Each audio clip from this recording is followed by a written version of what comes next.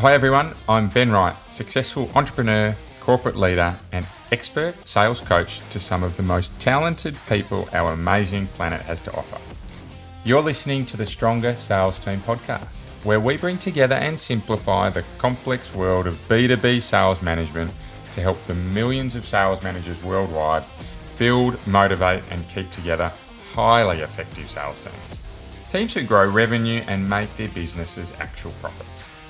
Along the journey, we also provide great insights and actionable steps to managing your personal health. A happy and productive you is not only better for your teams, but everyone around you. So if you're an ambitious sales leader who wants to build the highest performing and engaged teams, Stronger Sales Teams is right where you need to be.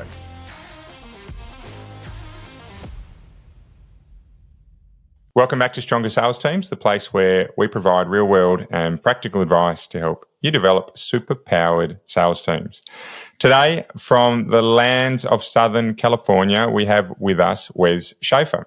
Wes, straight away, when I jumped online, knew he was a little bit different because you'll see in his background there behind him, he has pictures of his younger self, but also a couple of nice little swords there. And I think the first part of our conversation was, Ben, don't mess this up, right? Otherwise, I got some great sharp little things behind me. And we had a bit of a laugh about that. So, but Wes, straight away, when you meet him, you can see he's got a level of energy and realness about him that I think will make him give some really practical advice today. He has a title of the Business Fixer. It's a registered part of his business, which I really like as well. There's a little bit of spunk and personality in there. But for me and for Wes's background here, he's all about seeing the message that you want to convey, but can't quite find those words to express them. And then he'll give them to you because if you don't toot your own horn, then there's no music. So I love that piece around you've got to communicate to people what they want to know about you or what they need to know about you to be able to get anywhere. So Wes is a brown belt in Brazilian jiu-jitsu. He's the president of his homeowners association. And as he was telling me, the pool was reopened after COVID. So that's a big tick for him. But he's also an Air Force veteran, father of 7, if you don't mind. I've got 1 and she runs me ragged. So I can't imagine how Wes goes with 7. And he's now a grandfather of 3 and I imagine there's many more to come. So he's written a couple of books. He's spoken around the world. He's 700 plus podcasts. So he makes me look like a rank junior amateur when it comes to podcasting. And we probably won't talk about it, but he's been duct taped to a bar in Korea, no doubt, through the Air Force days. So really nice, broad background, and I'm looking forward to talking to you, Wes. Welcome aboard today. Hey, Ben. Thanks for having me. So please tell me a little bit about yourself before we get into today's topics. Man, we covered it all. Kids, jiu-jitsu, military, HOA. What else is there? What else can I tell you? What else would you like to know? I'd love to know what gets you up and going in the morning. That one for me is such a telltale. All of them, they still want to eat and they come visit and they bring their kids and they want to eat. You hear about people downsizing when the kids leave. We're upsizing. Yeah, we had an extra 7 visitors at dinner last night for Sunday dinner. Yeah, wow. I can imagine if you run the average, I think it's still 2.2 kids per, might be dropping actually, but certainly if we run it two per child, you've got 14 grandkids soon to be in the Schaeffer family. We shall see. 2 are married. One has 1, the other has 2. So we'll see. But yeah, the more the merrier. Well, look, no doubt with that many mouths to feed, you need to be pretty good at what you do. I've got a friend here who has 5 kids and he is elite in his field. So no doubt you do what you do very well. And I think what we're here to talk about for me is actually around increasing close rates and sales and being really successful in what we do. And you have this saying that you mentioned around making every sale. So I think that is a really good spot to start today. If you can share with us what you mean by make every sale. Yeah, so the concept behind that is, to make any sale, you must make every sale. And I think we tend to overlook the nuances and the intricacies in what it takes to really complete a sale. selling is very predictive, but we've let the scoundrels, I guess, trick us into believing it's this esoteric dark art, that you must pay tens of thousands of dollars and sacrifice one of your kids to learn. But at the end of the day, people are people. And if I compliment you, I know it'll leave a positive impression. If I do it right, if it's cheesy, yeah. But if I connect with you at a human level, ask good questions, pay sincere compliments, get you really thinking about the issues going on and listen to your answer, I'm going to move the sale forward, assuming I can help you. And so, so when I say to make any sale, you must make every sale, you really do have to break things down. And we take things for granted. You got a surfboard behind you, and I've never surfed. And you can do things, to pop up on a surfboard. There's probably 15 to 20 little things you have to get right. You got to look at the swell. You got to look at the angle. Your body weight must be centered properly. You must kick off, jump into the beginning or the top of the wave, right? Paddle with your arms, proper balance. Where do your hands go? Where do your feet go? Is it, are they even? Are they staggered? Like in, snowboarding, is it goofy or is it, the way that your hips are down, all these things that you just take for granted. I just got to run into the wave and pop up and surf. But really, if you break that down, both hands, weight distribution, hips, looking at when to enter. And I hate it when I look at software. Just last week, I was trying to do something inside of Google with this running scripts to pull out contacts from a CSV into a mail merge and the templates. And they show this video and this cute girl, she's really happy and chipper, but they leave off key steps. If I'm supposed to go to settings and then window and then advanced and then blah, blah, blah, but you leave out one of those steps, I'm dead. I'm stuck. I don't know where to go. Now your video is literally worthless to me because you left out one critical step. And so in sales, that's what I mean. To make any sale, you must make every sale. And there's a lot of things, your voice, your tonality, your email signature, your logo, your cadence. How often do you follow up with them? What does your voicemail sound like? Are you engaging with them on social media? Are you doing it as a stalker? Are you doing it like you're kissing their butt, you're brown nosing to them? Are you adding value? So to make any sale, you must make every sale, including how you negotiate, how you prepare your proposal, how you deliver it. Everything matters. But few people really break it down to be that specific. And we spoke at the start about a B2B focus that you have. And I think when we talk about B2B sales, they're typically, certainly in my experience, higher transaction value than an in-home sale or a B2C sale. But you're generally going to be dealing with less leads, for example, because you have a higher average sale than you would on a residential sale. So less sales of your $10,000 average sale versus your $100 average sale, you're clearly going to have a different number of leads. So in a B2B process, for me, getting each of those steps right is absolutely critical, because if you get one wrong, the opportunity cost before you can move to your next lead or prospect is significantly higher than if you get one wrong when you're doing it over and over and over again. So that's what I'm hearing from you when you talk about making every sale. It's about paying attention to the detail of every step in your process and in the engagement you have with your prospect to be able to get it right. Yes. And most people, they wing it. Very few salespeople have really had sales training. I was in tech sales for many, many years, had no sales training. We had CRM training. We had marketing would come in and show us the PowerPoint and the literature.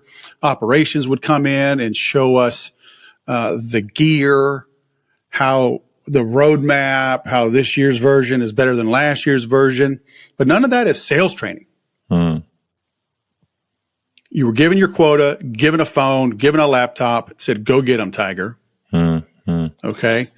And, way back in 2006, actually it was 2005, I signed up for a course that didn't start till early 06.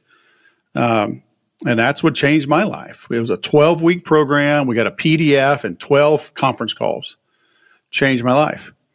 I ended up partnering with that guy, became his first licensee, and we're friends to this day, 18 years later.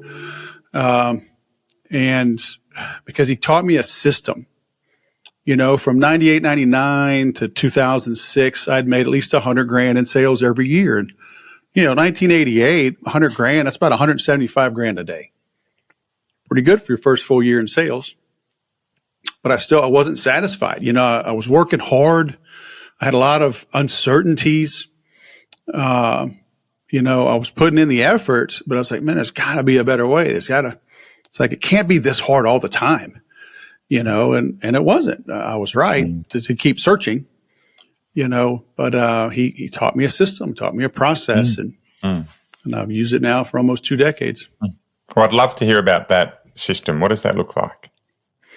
Well, it's just the mere fact that there is a system, having an agenda for meetings, understanding how prospects perceive me, not showing up like I'm their best friend, understanding how to develop trust, right? You hear about people buy from people they know, like, and trust. Well, everybody treats that like, well, I want to be known and liked. So they'll spend 99% of their time on those two things and skipping over trust. And reality is 1% knowing, 1% liking, 98% trusting. Trust is the key. I can know you and like you. I have a lot of friends I hang out with. I won't buy from them. Okay. So how do you establish trust? How do you take control of the conversation? Just today, I took a sales call for a client of mine.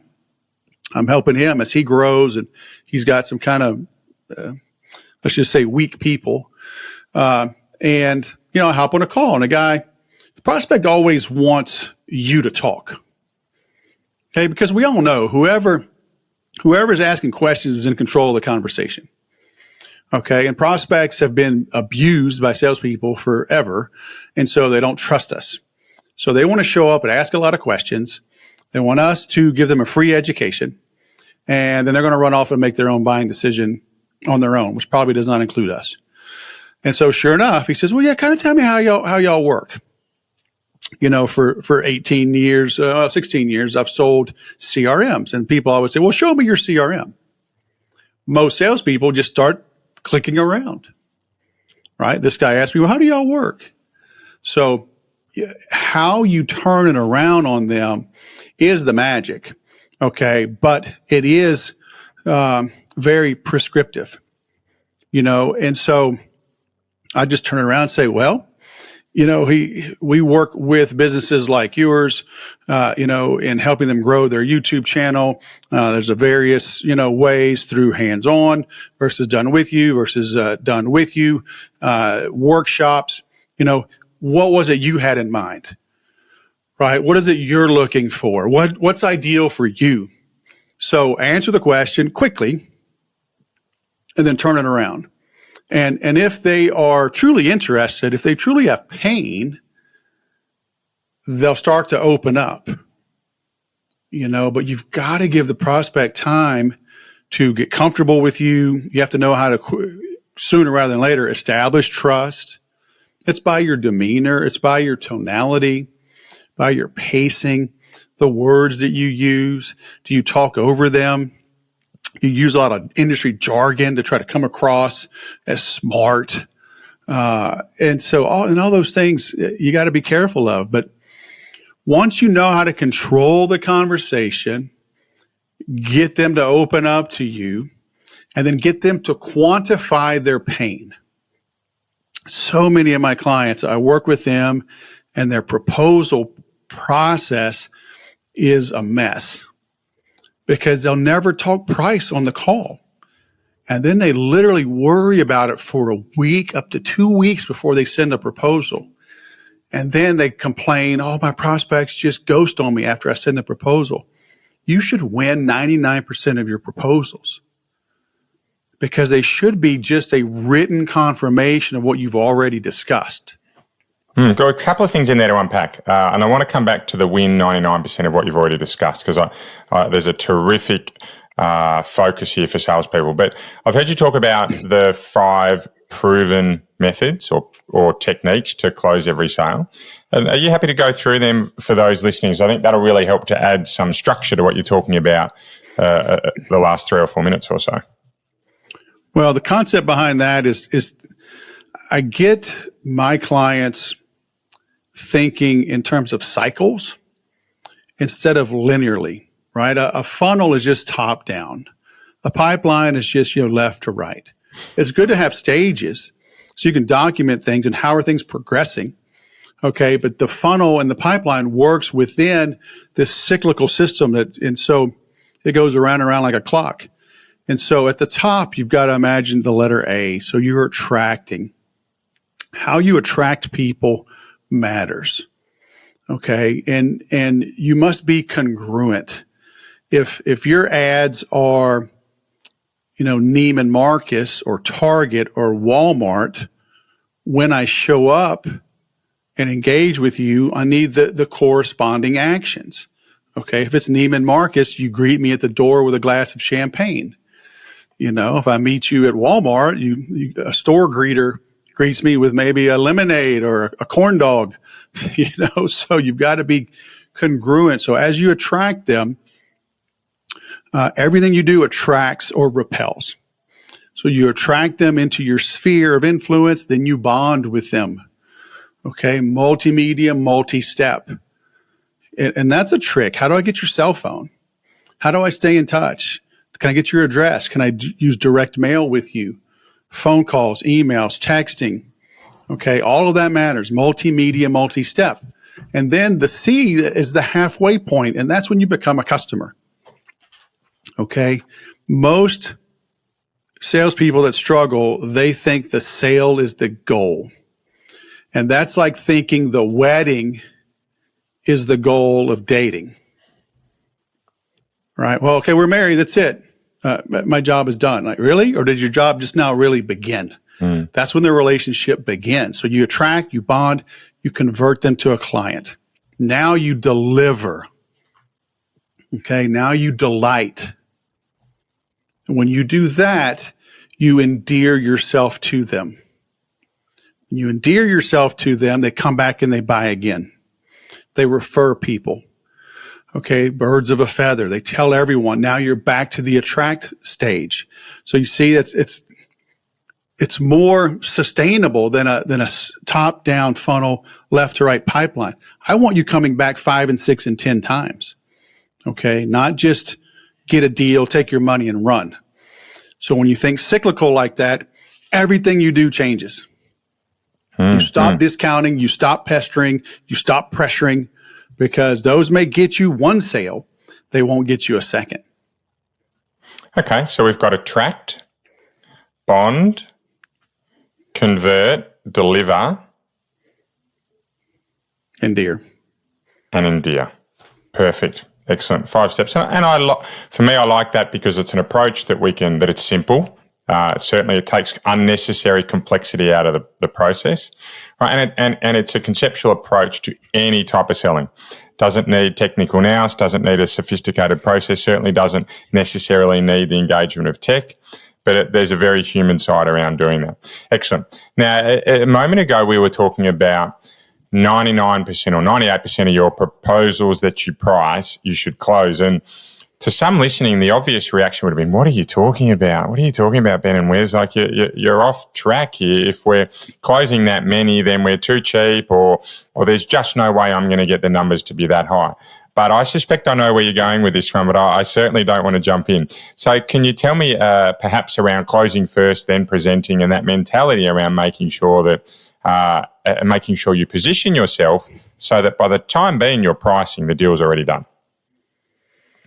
Yeah, and it doesn't mean your price too low, but it means those that come in with unrealistic expectations, you just let them go. Right? You can't quote and hope.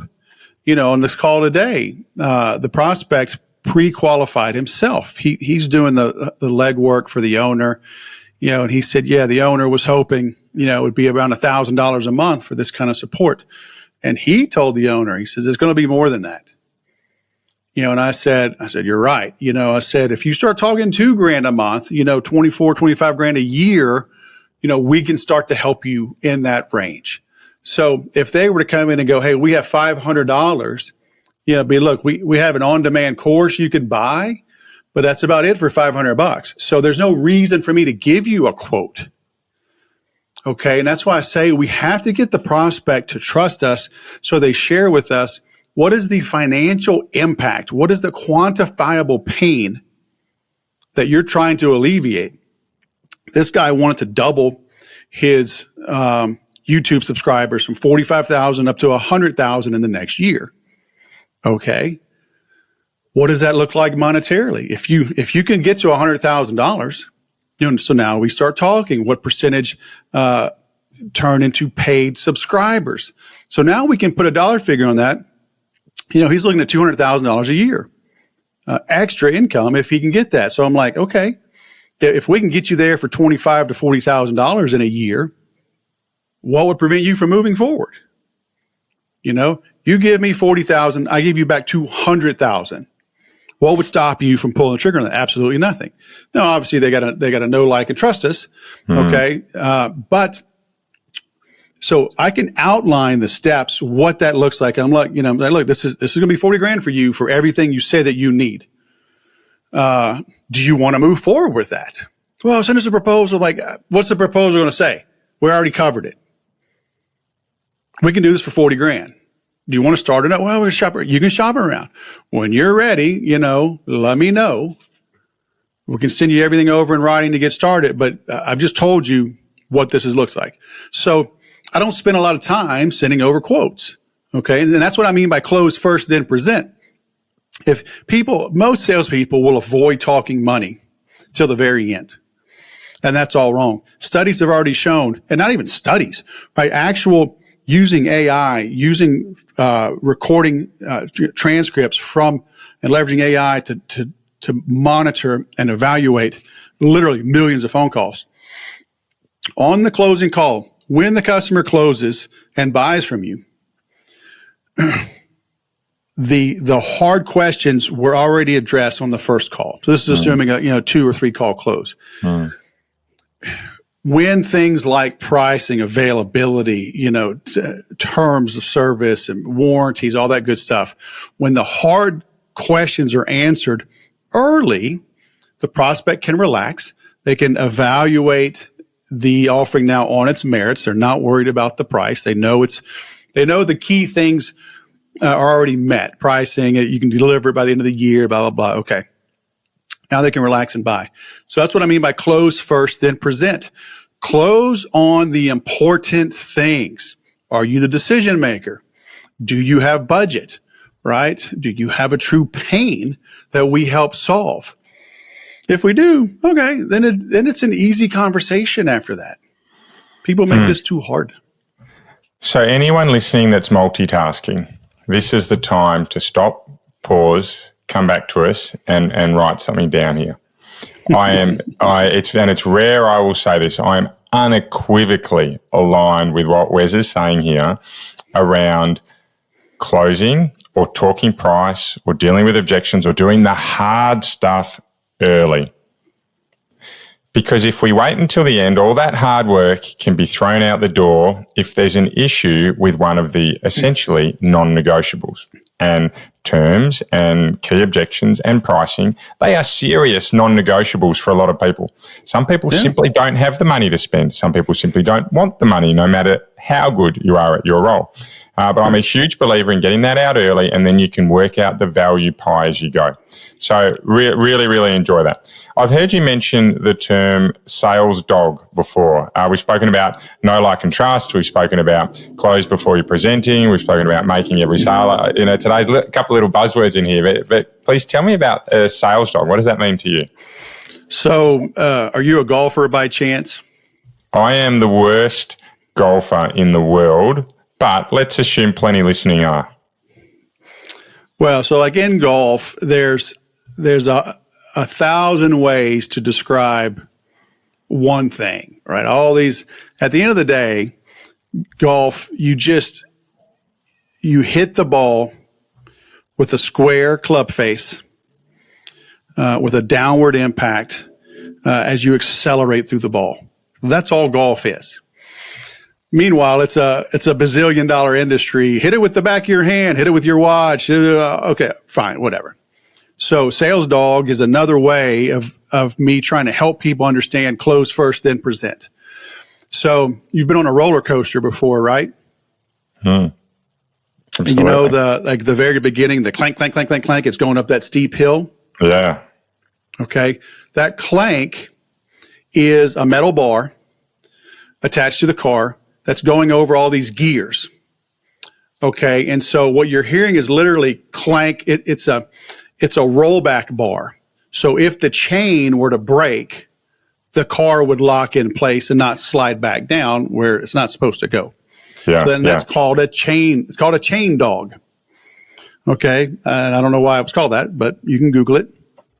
And so the concept behind a sales dog is kind of the same idea of close first, then present. I don't want the sale to fall back. Okay. I don't want to get into a presentation, a proposal, everybody's happy. Then I send the quote over and you tell me, well, okay, let me talk to my partner. I'll get back to you. On my call today, I asked the guy, and I kind of knew the answer because I looked at their website and I saw all their titles. But how you ask matters. If I said, hey, are you the decision maker or are you just a chump, being tasked with going out and doing a bunch of leg work and you have no say in this? I mean, if I say that, that's not good. No, not right? ideal. So how I say, hey, what is your role in this? Or are you going to be implementing this? Does Matt or Jim, they ask you to kind of compile some options for them and then y'all will decide. Yep. Yeah. I'm doing the legwork. Okay. So now I know I can't go hard on presenting him and closing him. He's not the decision maker. Okay. Now, if he said, yeah, they've handed this off to me. This is my project. This is a priority to end the year. We want to start the year with this in place. And this is my baby. They'll sign off on it, but it's my decision to make. Okay. So now if I were to give him a proposal tomorrow, next week, next month, and he goes, well, okay, let me get back to you. I got to run it by Matt and Jim. I can say, whoa. October 28th, 4:35 p.m., we were talking and you said this was yours to decide. What changed? Okay. I can't have these things going back on me. I need to understand. And it's okay if he's not the decision maker, but now he lied to me. So now something's going on. So being a sales dog is knowing each of the steps. Hey, when do you want this to be done? This month, this quarter. Okay, done. Do you have budget for this? This starts at $25,000, goes up to 50. Oh no, we don't have that kind of money. Hey, that's what we thought. We're changing from a vendor. We've been paying 40 and they've let us down. Okay. 25 to 50, no sweat. Boom. And you just start chipping away at all the key things. Okay. But again, how you ask them, what I do with prospects, I'll give them a little promotion. Okay. I'll say, hey, Ben, when you're considering bringing in a sales trainer, kicking off a new initiative, we're talking sales cadences, sales enablement, pipeline stages, refining each of the steps, who on your team do you assign things like this to, or is this something you run with yourself? So I'll give them a promotion. Oh, I wish I had a team. No, it's just me. Oh, okay. Or, I wish I had the team. I am the team. I've got to assemble this. I've got to get the bids and I've got to present it to the team. Oh, who's the team? Oh, it's the CEO. It's the VP of sales, VP of marketing. Oh, okay. Now I start finding out these answers. Okay. Now I know how to start to navigate and how to bring you in. So that's the concept behind the sales dog. I like that. Making sure we're always progressing forward with a handbrake there, in essence, to stop us going backwards. And that handbrake is essentially the process we're following to make it work. Okay, fantastic. So we've talked about making every sale and how it's important to be really process-driven to make sure each of those sales happen and that we're focused on every little element to get it right. We've spoken about closing before you presenting. So that's the you know what, it's a process as well in itself to make sure that we're getting through the hard questions and the hard roadblocks early rather than waiting to the end. And then the piece around Sales Dog, which I think supports that, to say essentially, hey, make sure we're stepping forward one little chain or one clunk in the roller coaster at a time. So Wes, I've enjoyed today. Thank you very much. Can you share with people where they can find more about you if they'd like to get in touch? It's fixerwes.com.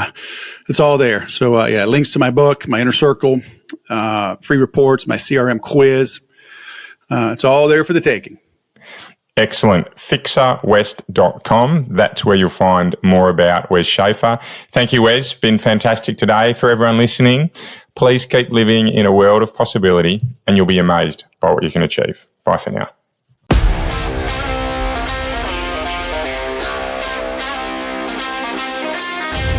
Want to be kept up to date with any of our free materials to help you build the best sales teams possible?